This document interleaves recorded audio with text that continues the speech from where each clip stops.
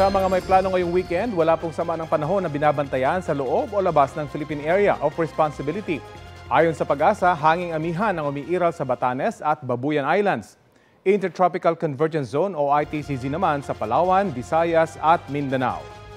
Mas makaaasa sa maayos na panahon tayo dito sa Metro Manila at ilan pang bahagi ng Luzon, pero posible pa rin ang mga local thunderstorm.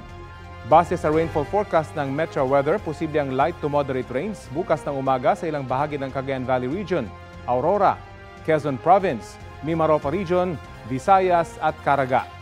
Posible ring ulanin ang mga nasabing lugar at ilan pang bahagi ng Mindanao sa linggo ng umaga. Tataas ang tsansa ng ulan sa iba pang bahagi ng bansa sa bandang hapon at gabi sa Sabado at sa Linggo. Maging alerto sa heavy to intense rains na maaaring magdulot ng baha o landslide. Ang Metro Manila may maliit na tsansa ng ulan ngayon pong weekend.